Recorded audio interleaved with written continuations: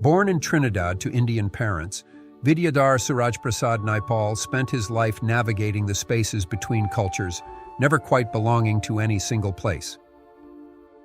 This perpetual outsider status would become the foundation of one of the 20th century's most penetrating literary voices.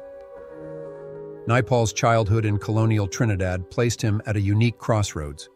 He was descended from Indian laborers brought to the Caribbean, living under British rule, absorbing English literature, while surrounded by a society still finding its own voice.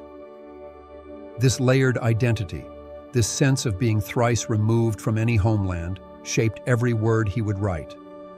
When he left for Oxford on a scholarship in 1950, he carried with him the weight of displacement that would define his work. England, the imperial center he had been taught to revere, revealed itself as just another place, neither the promised land nor the source of ultimate belonging. This disillusionment became a recurring theme in his exploration of post-colonial societies. His writing confronted the uncomfortable realities of countries emerging from colonial rule. Rather than offering romantic visions of liberation, Naipaul documented the chaos, corruption, and identity crises that followed independence. He examined how colonialism had fractured societies, leaving behind populations uncertain of their own histories and futures. The concept of mimicry fascinated him, the way colonized peoples adopted the manners and values of their colonizers while never being fully accepted by them. He saw this performance everywhere, in the Caribbean, in Africa, in India, and he wrote about it with an honesty that many found brutal. His characters often existed in this liminal space, imitating a culture that was not their own while having lost connection to their ancestral roots. His novel, A House for Mr Biswas, stands as a masterpiece of postcolonial literature. The story of a man's struggle to own a house becomes a metaphor for the search for identity and autonomy in a world where both seem perpetually out of reach. The protagonist's journey mirrors the larger struggle of colonized peoples seeking self-determination and dignity. In A Bend in the River, Naipaul turned his gaze to post-independence Africa, crafting a narrative that captured the turbulence and uncertainty of nations trying to forge new identities. The novel's famous opening line, "The world is what it is," sets the tone for his unflinching examination of political upheaval and cultural dislocation. His travel writing pushed boundaries in its own right. Books like An Area of Darkness and India, A Wounded Civilization offered perspectives on India that sparked intense debate. He wrote about the country of his ancestors with a critical eye that some praised for its honesty and others condemned for its harshness. He refused to romanticize poverty or excuse dysfunction in the name of cultural sensitivity. This refusal to soften his observations made Naipaul a controversial figure. Critics accused him of internalized colonialism, of viewing the developing world through Western eyes, of lacking empathy for the struggles of post-colonial societies. His sometimes caustic remarks about Islam and his conservative political views further complicated his legacy. Yet, his defenders argued that his work captured truths others were unwilling to articulate. He wrote about the psychological damage of colonialism, the way it created generations of people alienated from both their past and their present. He understood that independence alone could not heal these wounds, that the work of decolonization extended far beyond political sovereignty.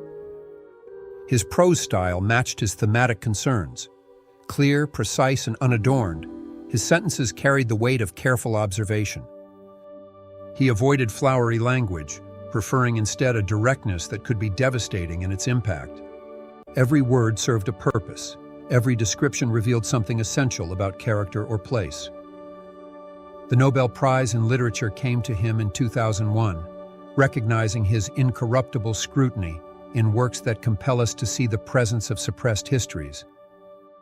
The Nobel Prize in Literature came to him in 2001, recognizing his incorruptible scrutiny in works that compel us to see the presence of suppressed histories. His exploration of the post-colonial condition went beyond documenting external circumstances. He delved into the internal landscape of displacement, the psychological state of existing between worlds.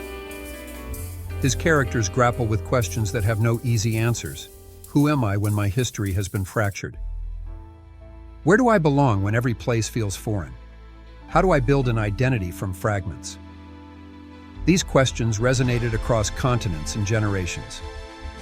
Readers in former colonies recognized their own experiences in his pages, even when they disagreed with his conclusions. His work became part of the larger conversation about what it means to inherit a colonized past and how societies move forward from that inheritance. Naipaul's relationship with Trinidad, his birthplace, remained complex throughout his life. He wrote about it with both affection and disdain, unable to fully embrace it or completely reject it. This ambivalence itself became a subject of his work, the impossibility of returning home when home has changed, and so have you. Naipaul's relationship with Trinidad, his birthplace, remained complex throughout his life. He wrote about it with both affection and disdain, unable to fully embrace it or completely reject it. He remained committed to his vision of the writer as observer and truth-teller, regardless of whom that truth might offend. The literary world he left behind when he died in 2018 continues to grapple with his legacy. His contributions to postcolonial literature remain undeniable, his influence visible in countless writers who followed. The literary world he left behind when he died in 2018 continues to grapple with his legacy. Naipaul's work endures because the questions he raised have not been resolved.